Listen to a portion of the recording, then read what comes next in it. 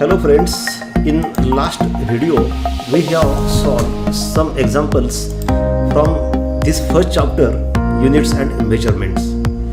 Today we are going to solve some more examples from the same chapter. We know that some topic is deleted from the syllabus for this year 2021 due to this COVID-19 pandemic situation.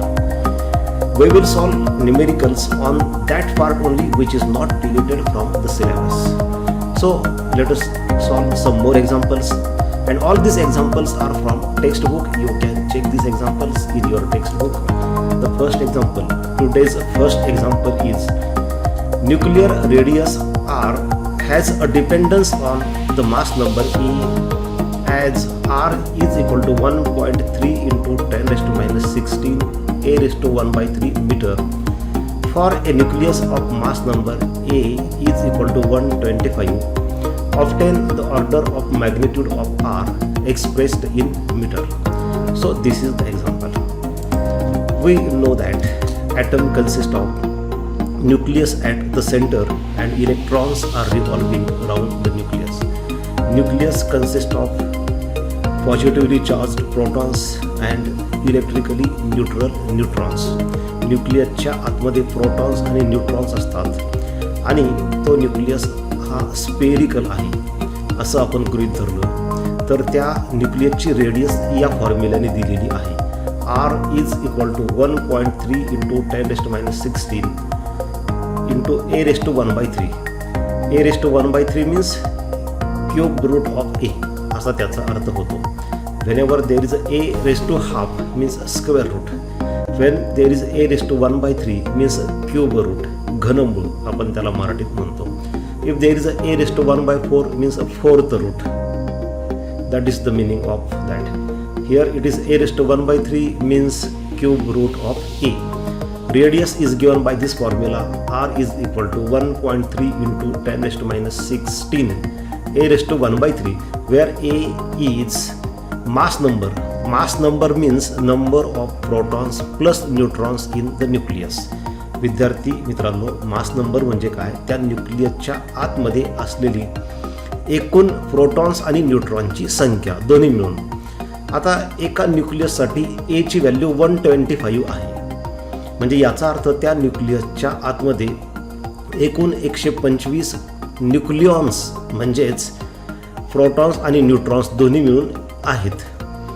तर त्या न्यूक्लियसची radius जी असते ना त्याच्या number of न्यूक्लियॉन्सवरती म्हणजे मास नंबरवरती म्हणजे त्याच्या आतमध्ये किती प्रोटॉन्स आणि किती न्यूट्रॉन्स आहे त्याच्यावर डिपेंड असते. साहजिकच आहे बघा विद्यार्थी मित्रांनो की एखाद्या बॅगमध्ये आपण जेवढ्या जास्त वस्तू भरू तेवढी त्या बॅगची साईज मोठी होणार आहे. तसंच न्यूक्लियसच्या आतमध्ये जेवढे प्रोटॉन्स आणि न्यूट्रॉन्स असतील तेवढी त्याची साईज वाढणार आहे, तेवढी त्याची रेडियस वाढणार आहे. तर हा अशा पद्धतीचा एक फॉर्म्युला आहे. जर समजा एक न्यूक्लियस असं असेल की ज्याचं मास नंबर 125 आहे तर मग त्याची ऑर्डर ऑफ मॅग्निट्यूड किती आहे, कसं सोडवायचं बघा. खूप सोपं एक्झाम्पल आहे. R is equal to 1.3 into 10 raised to minus 16 a raised to 1/3. This is given. Radius of any nucleus is given by this formula. This 1.3 into 10 raised to minus 16 is a constant. This a is different for different elements. म्हणजे जे वेगवेगळे elements असतात iron, copper, hydrogen, oxygen म्हणजे वेगवेगळे जे elements आहेत मूलद्रव्य आहेत त्याच्यामध्ये ए ची व्हॅल्यू वेगळी असते आणि त्याच्याप्रमाणे त्या न्यूक्लियसची रेडियस बदलते. Now in this case A is given and that is 125. So keep this value of A equal to 125 in this first formula, first equation. So we get this next step. R is equal to 1.3 into 10 raised to minus 16 into 125 raised to 1/3. This 125 raised to 1/3 means cube root of 125. Therefore we can write like this: 1.3 into 10 raised to minus 16 into cube root of 125. Now we know that 125 is a perfect cube. आपल्याला माहिती आहे की हा perfect cube आहे आणि त्याचं cube route निघतं आणि त्याचं क्यूब रूट किती असतं हे तुम्ही सहज सांगू शकता. त्याचं क्यूब रूट असतं 5. Therefore we get this next step. Cube root of 125 is 5. See, 5 into 5 into 5, you get 125. Therefore, 5 is a cube root of 125 and 125 is a cube of 5. So just multiply this 1.3 by 5.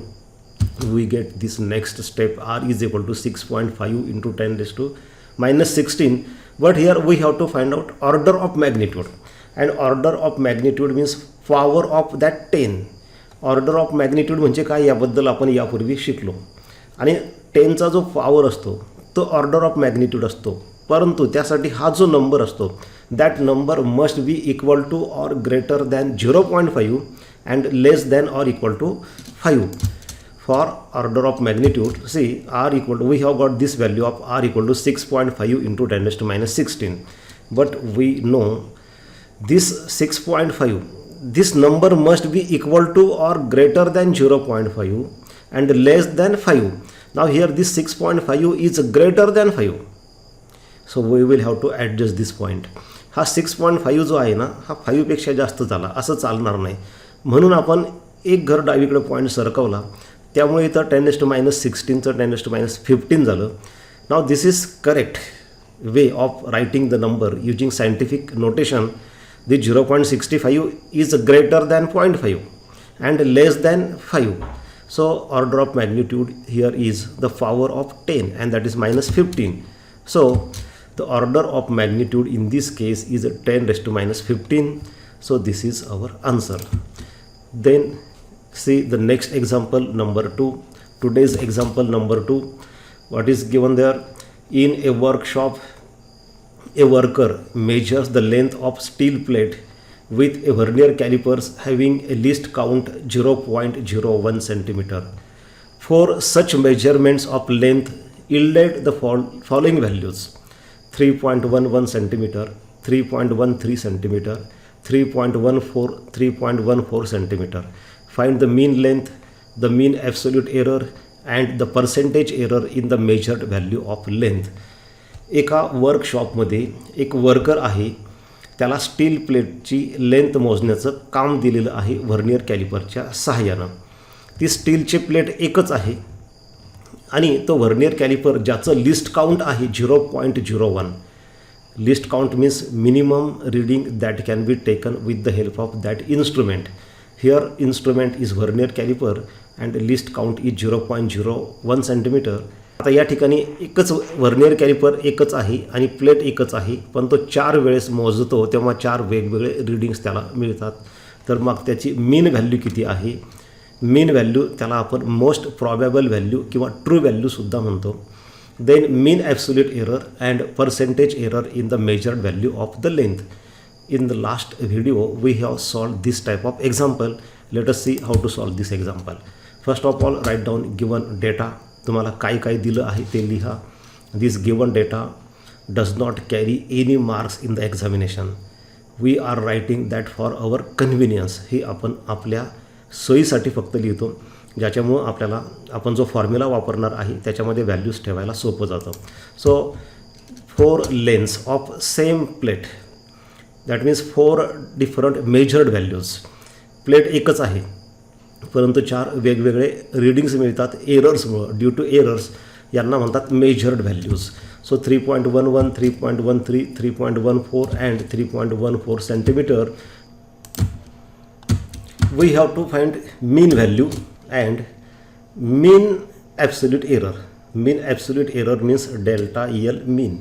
Delta EL is called as absolute error as there are 4 readings. There will be 4 absolute errors and mean average of all that 4 absolute errors is called as mean absolute error. There are 4 lengths. Average of all these 4 different measurements is called as mean length. So simple example, and we have to find out percentage error also. PE here means percentage error. Now this is again a simple example. Mean value is given by average of all the 4 readings. How to find the average, how to find mean? Just add 4 lengths and divide by 4. L1 plus L2 plus L3 plus L4 divided by 4. Now keep all values L1, L2, L3, L4 are given. Keep in this equation. we get this step, add all these 3 lengths, we get next step 12.52 is addition of all these 4 readings, divide by 4, and we get mean length is equal to 3.13 centimeter. This is also called as most probable value or true value. ह्या चारींचं जे average येतं त्याला main value म्हणा किंवा most probable value म्हणा किंवा true व्हॅल्यूसुद्धा त्याला म्हणतात. हा पहिला पार्ट आपण काढला. त्याच्यानंतर आपल्याला काढायचं आहे delta L mean. Means we have to find out mean absolute error, but for that we will have to find out absolute error in each reading. Absolute error is a difference between true value and measured value. True value means this mean value and measured value means 4 different values. As there are 4 measured values, there will be 4 absolute errors. So how to find out these 4 absolute errors and then their mean absolute error? See here, we have got this mean length 3.13. Remember that. So the next part, this is given data. हे आपल्याला already माहीत आहे आणि आता आपण ह्या चौघांचं मीन काढलं, ते आलं 3.13.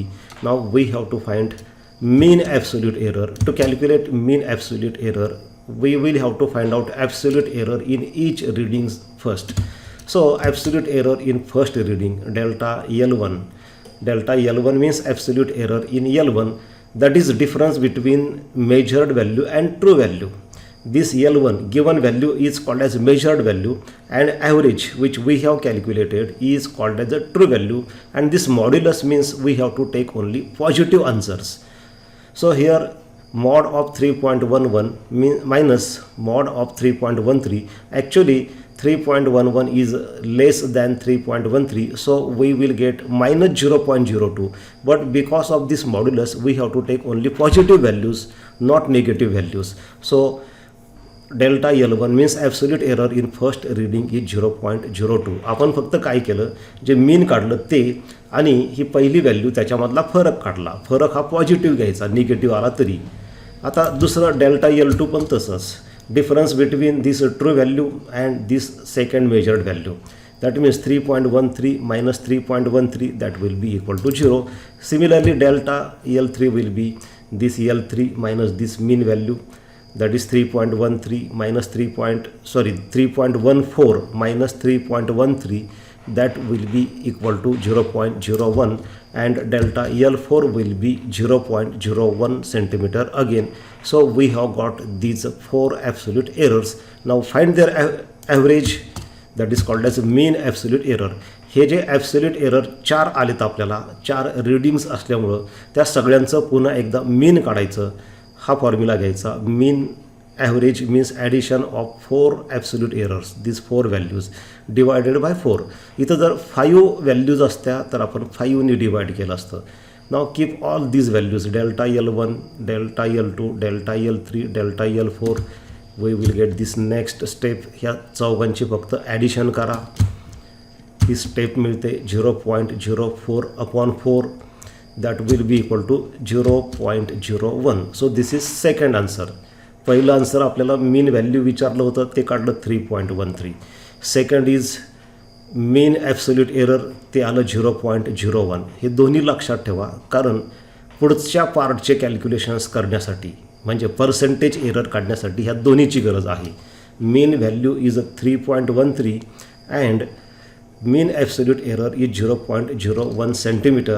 So now the next part, percentage error. This is given data. We have calculated mean value 3.13. We have also calculated mean absolute error which is 0.01 centimeter. Now percentage error. To calculate percentage error, formula is percentage error is equal to relative error into 100. But relative error is mean absolute error divided by true value into 100. Mean absolute error is also called as this mean value, mean of all absolute errors, and this true value is also called as mean value, this mean value or most probable value.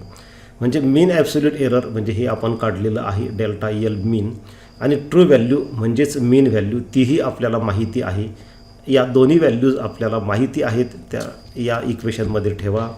We get percentage error is equal to delta L mean, this mean absolute error upon L mean this value into 100. इथं L झालं आहे फक्त, तिथं actually काय पाहिजे तर L मीन असं पाहिजे.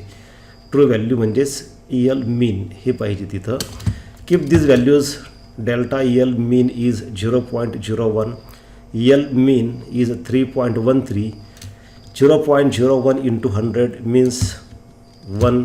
So 1 upon 3.13 we get percentage error equal to 0.32%.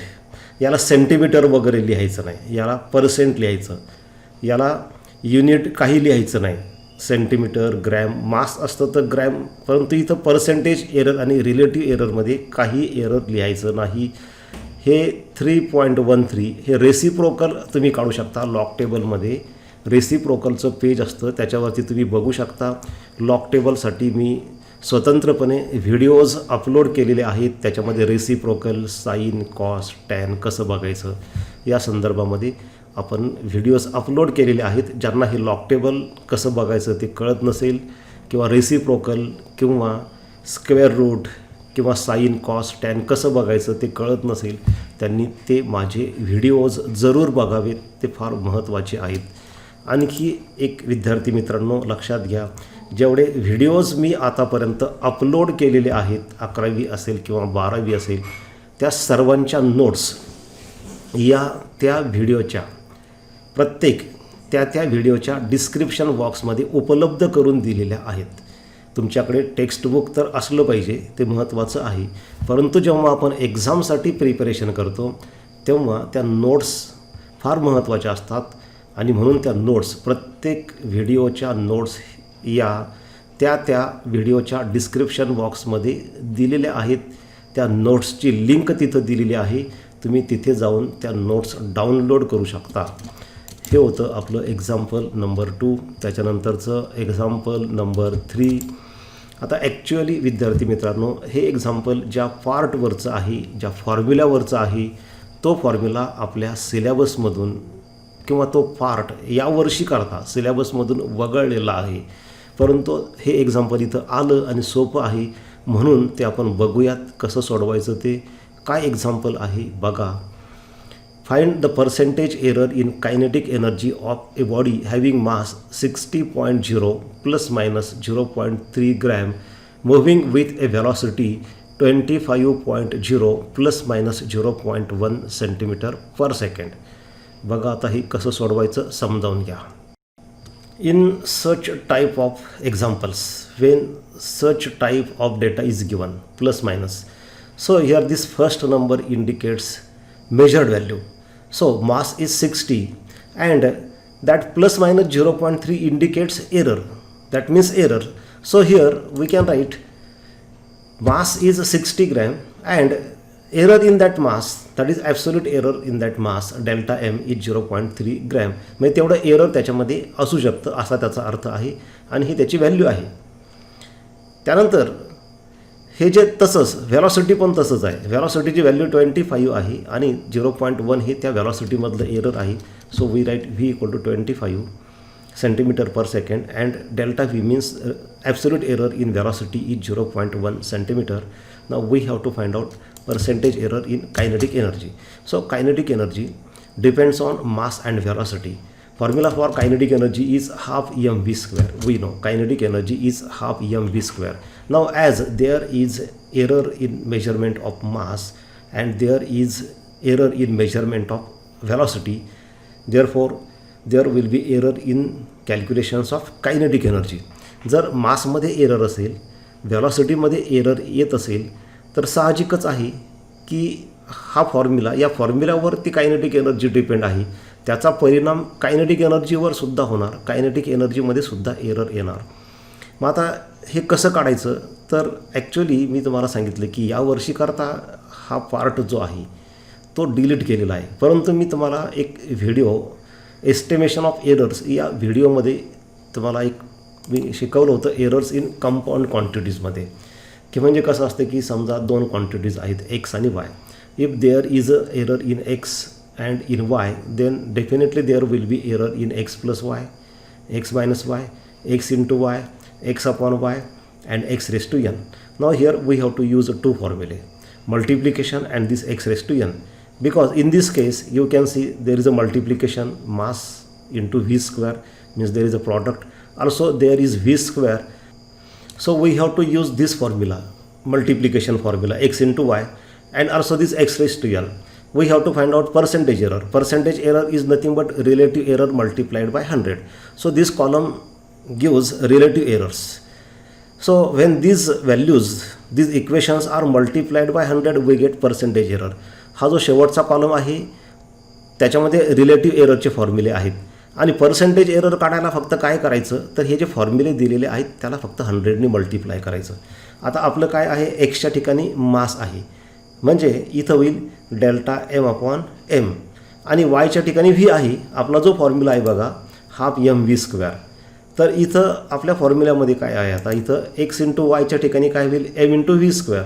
तर हा फॉर्म्युला कसा बदलेल, डेल्टा एक्स अपॉन एक्सच्या जागी होईल डेल्टा एम अपॉन एम. आता आपण कॅपिटल डेल्टा घेतलं, इथं स्मॉल डेल्टा आहे त्याच्यामुळे काही फरक पडत नाही. फॉर्म्युला काय होईल बघा, delta M upon M plus delta V upon V, परंतु इथं व्ही स्क्वेअर असल्यामुळं आपल्याला हा फॉर्म्युला वापरायचा आहे. एक्स रेस टू एन असेल तर आपण एनने मल्टिप्लाय करतो, म्हणजे एक्स स्क्वेअर असेल तर 2 इंटू करणार, एक्स क्यूब असेल तर 3 इंटू करणार. आता आपलं व्ही स्क्वेअर असल्यामुळं इथं 2 इंटू करणार, म्हणजे इथं फक्त 2 इंटू होणार, म्हणजे फॉर्म्युला होईल delta M upon M plus 2 times delta V upon V. आणि मग बघा या ठिकाणी अशा पद्धतीने फॉर्म्युला होईल percentage error equal to relative error into 100. Relative एररचा हा formula delta M upon M plus 2 times delta V upon V into 100. Now all values are known, keep all these values. Delta m is 0.3, m is 60, delta v is 0.1, v is 25. Keep all these values. So we get this next step.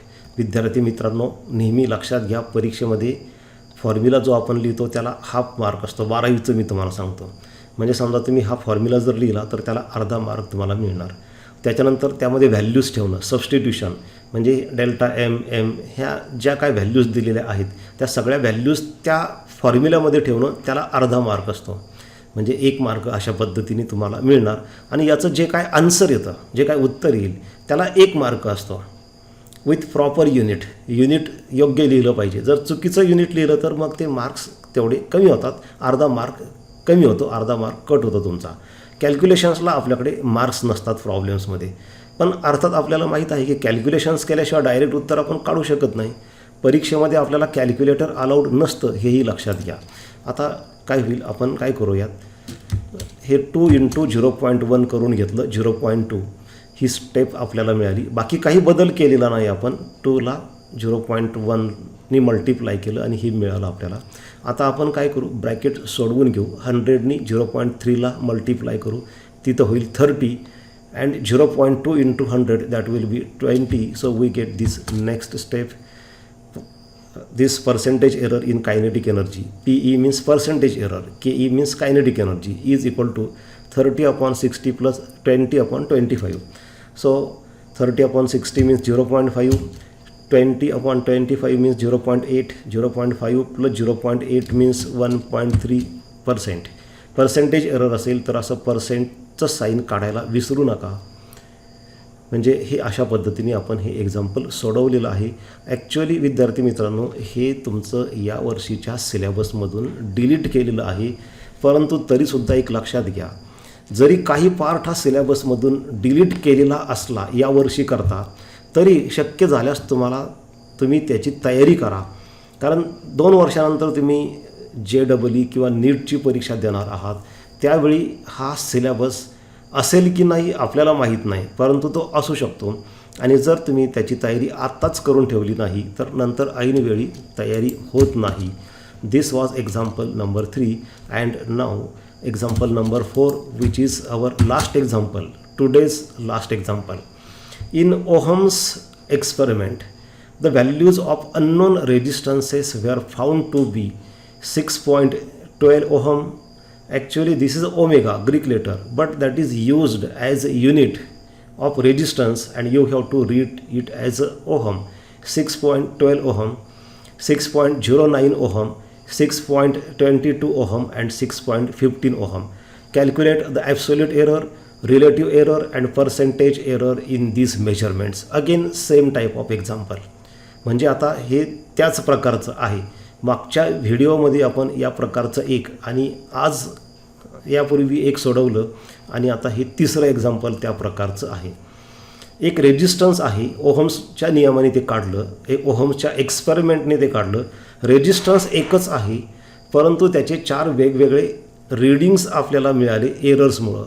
तर आपल्याला विचारलं absolute error किती, relative error किती आणि percentage error किती. So first of all, write down given quantities. These 4 readings are 4 measured values. As it is a resistance, we will denote it by R. So first reading, first measurement is R1 6.12 ohm, second is R2 6.09 ohm, third is R3 6.22 ohm, R4 6.15 ohm. We have to find out delta R mean absolute error, then relative error, RE for relative error, and finally percentage error. So to find out all these values, we will have to find out mean resistance first. Mean resistance is called as the most probable value, कारण ह्या तिन्हीच्या कॅल्क्युलेशनमध्ये त्याची गरज पडणार आहे. So first calculate mean absolute error.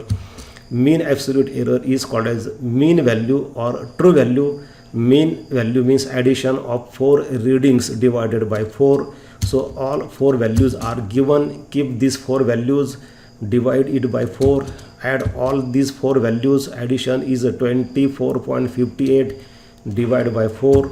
After division by 4 we get 6.145 ohm, that is nearly equal to 6.14 ohm, because as there are 2 digits in each reading. इथं बघा प्रत्येक रीडिंगमध्ये 2 digits आहेत पॉईंट नंतर, त्यामुळे इथं येणाऱ्या मेन व्हॅल्यूमध्ये पण आपण 2 डिजिट ठेवू. आता ॲप्रॉक्सिमेशनचा रूल आहे, if last number is less than 5 we have to just neglect that. If last number is greater than 5 we have to add 1 to the previous digit and then neglect that. But if that last digit is 5, then what to do? Then if earlier digit is even, then just neglect that last digit. If earlier digit is odd, then add 1 more digit to the previous digit. As this earlier digit is 4 which is even, therefore just neglect that, and mean value will be 6.14 ohm resistance mean value, that is called as most probable value. So you take this as 6.14 ohm, don't take this 5. So mean value is a 6.14 ohm. Now we have to find out mean absolute error, but before that we will have to find out absolute error in each reading. So absolute error in first reading will be, absolute error is a difference between true value, this mean value is a true value, and each measured value. There are 4 measured values, therefore there will be 4 absolute errors. First absolute error will be R1 minus this mean value. Now R1 is 6.12 and this mean value is 6.14. मी तुम्हाला अगोदर सांगितलं की 6.14 घ्या, हे 5 सोडून द्या. त्याचं कारणही मी तुम्हाला सांगितलं. The difference is 0.02 ohm. Modulus means you have to take only positive values. Actually this 6.12 is less than 6.14. If this mod is not there, then your answer will be minus 0.02. But due to these 2 lines modulus, you have to take only positive values. So 0.02. Similarly, absolute error in second reading will be 0.05 ohm. In third reading will be 0.08 ohm. In fourth reading will be 0.01 ohm. So these are 4 values of absolute errors because there are 4 readings. Now mean absolute error means average of all these absolute errors. We can determine it by using this formula, addition of all 4 absolute errors divided by 4. Keep all these values which we have calculated, divide it by 4. Addition of all these 4 values is 0.16. Divide by 4, that will be 0.04 ohm. This is first answer, mean absolute error.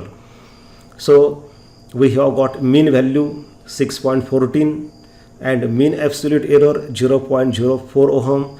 Then we have to find out relative error. Relative error is ratio of absolute error to true value. mean absolute error upon true value. ह्या दोन values आपण कशा काढल्यात ते आधी बघितलं. आता मीन absolute error म्हणजे हे 0.04, ट्रू व्हॅल्यू म्हणजे 6.14 याचं कॅल्क्युलेशन्स करा. आता इथं काय केलं, पॉईंट 2 घर पुढं सरकवला, तो डिनॉमिनेटरमध्ये पण पुढं सरकवायचा. आता हे कॅल्क्युलेशन जर तुम्हाला करायचं असेल तर परीक्षेमध्ये तुम्हाला कॅल्क्युलेटर अलाउड नसतं, म्हणजे साहजिकच आहे, लॉग टेबलनी करावं लागेल. आता लॉग टेबलनी कसं करायचं, लॉग टेबलमध्ये तुम्ही फक्त ह्या व्हॅल्यूचं चेक करून घ्या बरोबर आहे की नाही. दोन्ही साईडचा लॉग घेतला, log of this relative error equal to log of 4/614. Now use this formula, use this rule, log a upon b is equal to log a minus log b. So here it will be log 4 minus log 614. Now we have to find log of these numbers in log table, but before finding the log of any number we have to determine the characteristics. So how to determine the characteristics, as this is a one digit number. Characteristics काढताना काय करायचं, ज्या संख्येचा characteristics काढायचा ती संख्या किती अंकी आहे बघा. इथं एक अंकी आहे, म्हणजे 1 - 1 किती होतं तर 0 होतं, म्हणजे 4चा कॅरेक्टरिस्टिक 0 येईल. आणि दुसरी संख्या बघा, how many digits are there are 3 digits. So 3 - 1 2, it's characteristics will be 2. आणि म्हणजे आता नंतर त्यांचे लॉग बघा, इथं 0 पॉईंट येईल, काय जे असेल ते लॉग टेबलमध्ये बघायचं. आणि याचं कॅरेक्टरिस्टिक्स 2 येतं, म्हणजे याचं उत्तर 2 पॉईंट येईल. पॉईंटच्या नंतरचा पार्ट हा लॉग टेबलमध्ये बघायचा, त्याला मॅन्टिसा म्हणतात. मी लॉग टेबलवर तुम्हाला यापूर्वी सांगितल्याप्रमाणे व्हिडिओज टाकलेले आहेत, ते तुम्हाला बघणं फार गरजेचं आहे. याचे लॉग असे येतील, तुम्ही लॉग टेबलमध्ये चेक करून घ्या. हे लॉग टेबल पाहिल्यानंतर असं येतं, 4चं लॉग 0.6021 आणि 614, त्याचा कॅरेक्टरिस्टिक्स 2 आला, कारण ही 3 अंकी संख्या आहे. जेवढी अंकी संख्या असेल त्याच्यातून 1 वजा करायचा म्हणजे 2 राहतं. आणि हा पुढचा लॉग आपण 61चा 4मध्ये तो लॉग टेबलमध्ये बघतो, तुम्ही चेक करून घ्या लॉग टेबलमध्ये. हे सबट्रॅक्शन करा, ते येतं 121.8139. After that you will have to see antilog of this bar 3.8139, because we want value of RE, relative error, not log E. हे लॉग आपल्याला घालवायचं आहे, त्यासाठी दोन्ही साईडचं अँटीलॉग घ्यावं लागेल. हे अँटीलॉग लॉग म्हणजे ते राहणार नाही, अँटीलॉग लॉग म्हणजेच ते एकमेकांच्या उलट असल्यामुळे ते कॅन्सल झालं असं तुम्ही म्हणू शकता. म्हणजेच relative error equal to antilog of bar 3.8139. आता अँटीलॉग कसा बघायचा असतो, तर हा पॉईंटच्या अगोदरचा नंबर सोडून द्या. 81चा 3 आणि 9मध्ये लॉग टेबलमध्ये अँटीलॉगच्या पेजवर बघा, आपल्याला ते आन्सर असं येतं 0.0065. म्हणजे 65 आणि अजून काही डिजिट्स तुम्हाला लॉग टेबलमध्ये मिळतील. पुढचे डिजिट्स आपण सोडून दिले. आणि हे 0.00 का घेतलं, कारण इथे बार 3 आहे. बार 3 असेल तर या ठिकाणी 3 आहे, 3मधून 1 वजा करा म्हणजे 2 राहतात, म्हणजे पॉईंटच्या नंतर 2 झिरो आले पाहिजे. इथं जर बार 4 असतं तर पॉईंटच्या नंतर तुमचे 3 झिरो आले असते. इथं बार 2 असतं तर पॉईंटच्या नंतर तुमचा 1 झिरो आला असता. इथं समजा बार 1 असतं तर 0.65 असं झालं असतं. अर्थात हे लॉग टेबलमध्ये लॉग अँटीलॉग यासाठी एक आपण स्वतंत्र व्हिडिओ तयार केलेला आहे. ज्यांना हे जमत नाही त्यांनी तो व्हिडिओ बघणं गरजेचं आहे. This is relative error, percentage error is relative error multiplied by 100. So just multiply this 0.065 by 100, we get the 0.0065 into 100 will be 0.65 and percent. याला पर्सेंटचं साईन काढायला विसरू नका. रिलेटिव्ह एररला काही युनिट लिहायचं नाही. इथं बघा, मोस्ट प्रॉबेबल व्हॅल्यूला युनिट येईल, जे क्वांटिटी असेल त्या क्वांटिटीचं. लेंथ असेल तर सेंटीमीटर किंवा मीटर, मास असेल तर किलोग्रॅम किंवा ग्रॅम. इथं रेजिस्टन्स असल्यामुळे ओहम. मीन ॲब्सोल्यूट एररला सुद्धा युनिट येईल, परंतु रिलेटिव्ह एररला काहीही युनिट येणार नाही. Because it is a ratio of two similar quantities. कारण बघा हे 0.04 हे कशामध्ये आहे, ओहममध्ये, आणि 6.14 हे सुद्धा कशामध्ये आहे, ओहममध्येच आहे. त्यामुळे इथं ओहम कॅन्सल होतं आणि रिलेटिव्ह एररला काहीही युनिट लिहायचं नसतं. आणि पर्सेंटेज एरर काढल्यानंतर रिलेटिव्ह एरर मल्टिप्लाइड बाय 100 याला फक्त 100ने मल्टिप्लाय करून आपण ते काढतो. त्याच्यापुढे फक्त पर्सेंटचं हे साईन लिहायला विसरू नका. तर अशा पद्धतीने काही उदाहरण आपण सोडवलेले आहेत. अजून काही उदाहरणं आपण याच्यानंतरच्या व्हिडिओमध्ये सोडवूयात. थँक्यू.